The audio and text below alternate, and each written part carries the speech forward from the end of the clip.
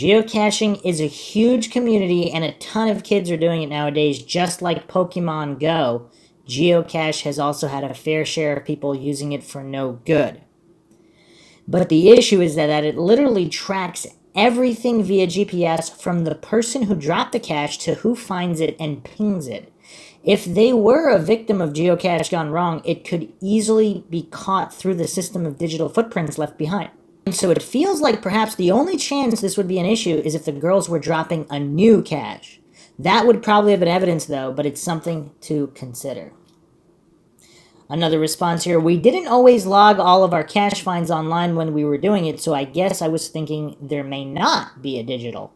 Another response, if they had an app, it would have been auto-logged. And apparently it depends on the settings of the app as well. Other users discussing this, so it may or may not have been auto-logged. Some more posts here discussing geocaching. Is this a popular thing? I had never heard of this until someone mentioned it in the sub. I'm a 32-year-old man in Nashville, and I can say with certainty that it is not a popular thing in my demographic. Is this something young children are into? I really don't get it. You just leave something in a box, sign your name, take something from the box. Has it been confirmed that she was into this? Was this even a thing? February 2017. I'm kind of confused. A response here. Geocaching has been around for 17-ish years.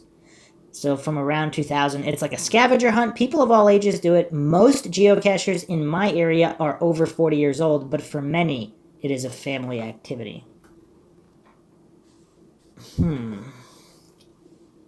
another thread here, another geocache post by Just Passing By, sorry, 2 years ago.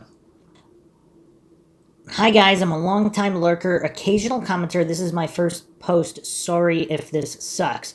So most of us are already familiar with the geocaches on the trails, some off the trails, and we know Kelsey and Libby had gone geocaching many times, including the week before the murders.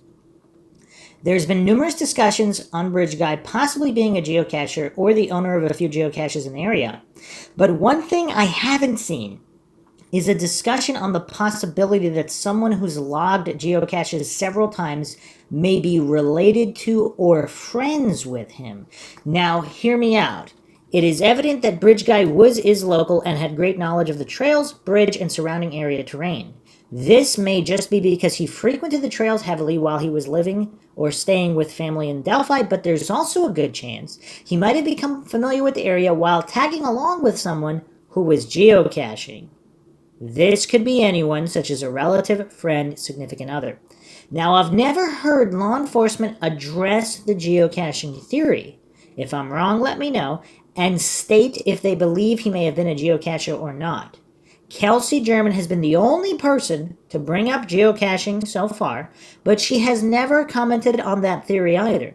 This prompts me to believe that may have either 1, not checked the geocache logs, or 2, checked but did not follow up on anyone, or 3, followed up with males only. They're all problematic scenarios because if Bridge Guy was simply just tagging along uninterested, or was forced to go, there would be no reason for him to sign the log, and thus incidentally dodging the police if they have looked at the logs. Although I'm not the most educated person when it comes to geocaching, I know there is a way for police to obtain the data of everyone who's ever logged a certain geocache by contacting the owner of it. I think following up on these people could possibly result in valuable information to help the investigation. Those are all excellent points, because who knows Bridge Guy? Another post here regarding the cache being removed after the murders. A response here says the owner disabled it for a few months due to police presence, but it's back up now. This was already 2 years ago, so it was only disabled for a few months, but it doesn't say which cache, so whether it was the one at the trail head or if it was the one of possibly 2 or more at the bridge. So, another post here by Red Champers, and this one is truly mind-shocking. Also 2 years ago. I am quite certain law enforcement has researched and investigated the geocache and all other internet-based socializing associations. Law enforcement doesn't discuss these leads or avenues of investigations with the public. It is definitely an interesting avenue of investigation, and early on in the case, I think even before the girls were found, law enforcement did say something to the effect of watch what your kids do online. Then they sort of dismiss that warning as more of a general good advice statement unrelated to the case. I've often wondered if the shift in investigation, we were onto something early in the investigation, April presser comment, was going back to the girl's digital footprint, not a complete stranger attack. I feel the reset of Libby's phone so close to the murder is too coincidental. And I actually talked about that too early on in the first episode. That's awfully convenient. I mean, that is just so awfully convenient. If Libby was interacting with somebody online, her phone had a record of it, or a text or whatever it was, some kind of record, which may or may not be retrieved from the provider if it was text message content or whatever. Was it someone close to her that told her to reset it, or possibly even reset it for her? And they used the guise of the phone was glitching. I don't know. Continuing on the comment here, I don't doubt her phone was glitching, as her family has commented, but I also think there was something on her phone she or someone else wanted removed. Maybe it was to hide a geocache account that she was too young to have, or any other social media type account. Maybe it's a total red herring. Law enforcement was only able to get the girl's Gmails and other e-accounts subpoenaed after some legal hoop jumping. So I think law enforcement still has data to sift through before making an arrest. I don't think they need our help in this fashion. They need local knowledge type help. I have very little doubt an arrest will be made. I don't believe this case is cold. Keep in mind this post was made 2 years ago. Another response here, completely agree. I really think law enforcement missed something that the girls had used to communicate with Bridge Guy or another person who was pretending to be someone else in order to set up the meeting. There are countless means of communication, and hard resetting her phone might make some of these near impossible to track. Another response, that we were onto something early on comment has been bugging me ever since he said it.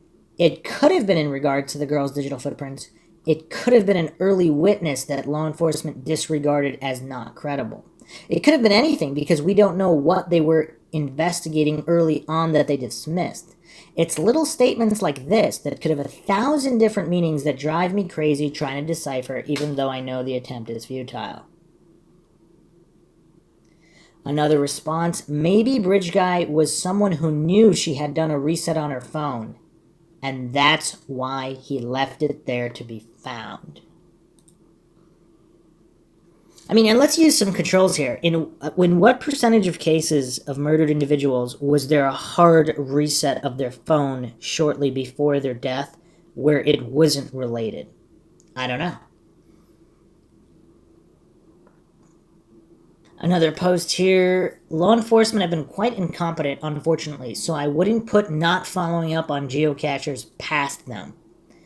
I'm not really convinced they were catfished. The phone reset definitely looks suspicious in hindsight, in combination with law enforcement's watch what your kids are doing online comment. I think that catfishing was everyone's first thought until they began to process the crime scene, because that's frequently the cause of stranger on teenager homicide. Here's another really interesting post by Love2Love1. If I remember correctly, there was a cache under the Mononhigh Bridge that was taken down very soon after the murders. This led me to believe that law enforcement did know about the geocaching theory and made them take it down. Although it could be the other way around, and the person whose cache it was took it down him or herself for reasons only known to them. However, I've always thought that the down the hill sounded more like a prompt than a command. Less, get down the hill right now, and more, hey, you want to see something cool? It's right down the hill. But we will never know. Unless and until Bridge Guy is caught and we can hear what really happened and what law enforcement did or didn't investigate when it all comes out in court. Wow, that is curious. I don't know. Was that ever theorized before? This might be the first time I'm hearing this theory that down the hill was not part of any kind of abduction. And that whatever happened could have happened after that moment. Another post here. It's possible that Bridge Guy may have been following or communicating with Libby or even Kelsey through geocaching.com, but I don't think a personal link is necessary for there to be a Bridge Guy geocaching connection. And this is a great point here. Bridge Guy may have just known that there was a secluded geocaching spot on the south side of the bridge and staked it out. It seems like geocaching is more popular with teenage girls than boys, so it would be only a matter of time before a girl or girls found themselves in his trap. And another interesting post here by Gracie with a Y. I think it's possible he used geocaching to explain his presence, probably before the murders as well. His true purpose there didn't involve the game. I don't think he was some sort of serial killer either. He was evil, but not crazed. Huh, and another response to that, that may be the reason why law enforcement can't forward this case. He was there under the guise of geocaching. But because eyewitnesses didn't get a good look at his face, cannot identify him, and there's only a partial DNA sample, enough to rule out suspects but not rule in, they can't nab this guy. Wow. That is curious. And regardless of whether he was innocent or guilty, if Bridge Guy that was caught on video, if he was there geocaching, regardless if he also harmed them or not, what does that geocaching does buy him a theoretically plausible alibi? I mean, it's a nice day out. Why not go out for the geocache, especially if he was a user and he could prove it? I mean, that's pretty curious. That's pretty curious. Another interesting post here by Huli Kabuli, also 2 years ago. Either this guy was a geocacher or just a frequent user that knew where to take the girls and how to make a quick getaway. Question. Was Ron Logan away from home that day, or was it the following day when the bodies were found? I don't think he is the killer, but maybe Bridge Guy somehow knew that he wasn't home and would therefore be able to lure the girls behind his house. I think Bridge Guy had been to that area quite frequently and closely monitoring everything that went on around there. Someone had to have seen him around there previously. So frustrating. Leave your own theories, comments, thoughts, suggestions, rebuttals, or debunkings of any kind in the comment section. It's just another one of these very, very perplexing things that there's really nothing that can be done other than further speculation until more information is brought to light. Hope you guys enjoyed another edition of the MINDSHOCK podcast. If you find it interesting, you can donate to our PayPal, help support the channel. Just check the link in the description. Make sure to subscribe to the channel, like, share this podcast on social media platforms, Twitter, Facebook, Reddit, Patreon. Patrons do get priority for case topic, logical analysis, co-podcaster requests. Could also be a guest in the podcast depending on your tier. This is Bruce McGuire signing off. Catch you guys next time.